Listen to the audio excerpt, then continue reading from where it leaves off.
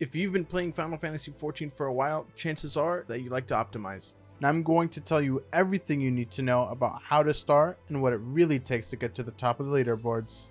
Hi, my name is Samir.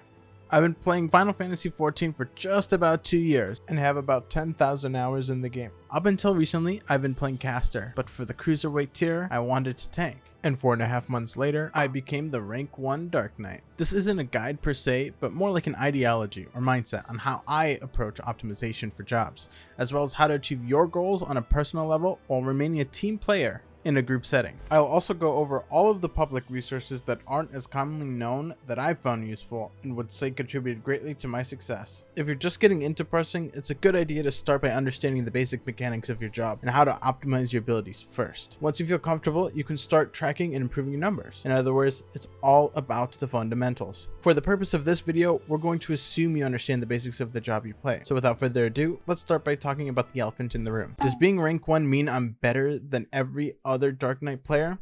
Yeah. I'm definitely not the best, but we could say for certain I'm not the worst, but among those who competed, I was the luckiest. And for some of you, that's the only real answer that matters. So, thanks for watching.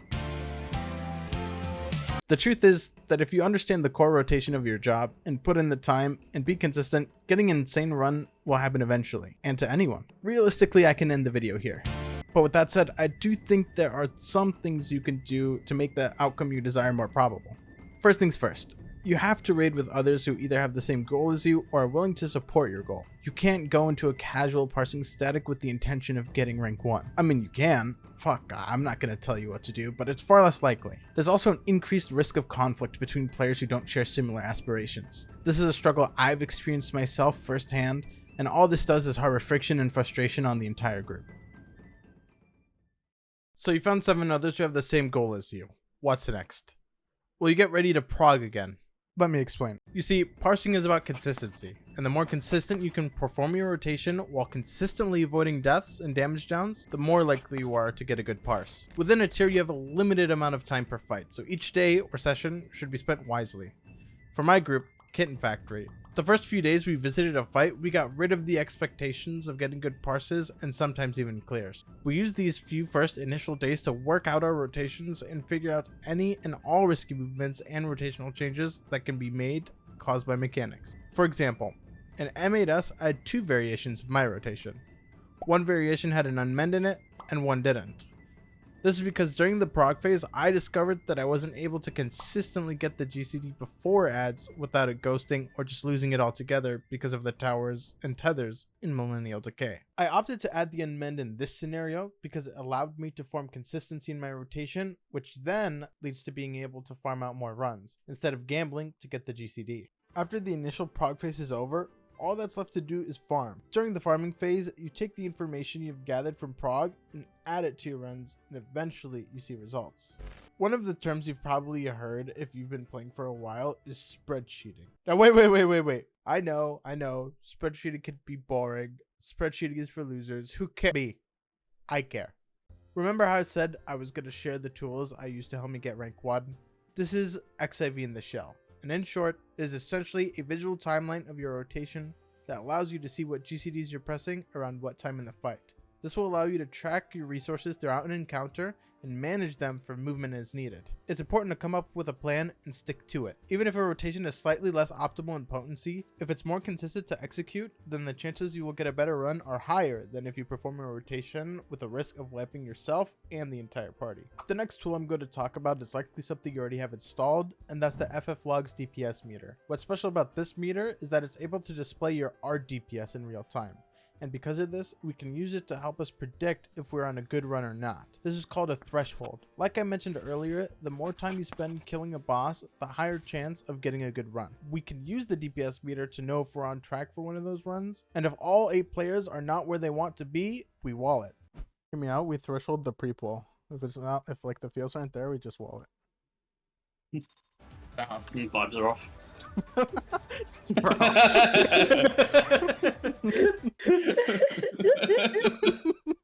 Now, it's worth mentioning that it is possible to not meet a threshold in a run and still achieve a personal best. DPS will fluctuate during a pull, so your philosophy determines the real value of this method. What I did to set my threshold was take my best run and compare it to the top 3 runs on the floor's leaderboard. I would check each 2-minute burst window and find the average RGPS value and set that as my threshold. So why should you threshold?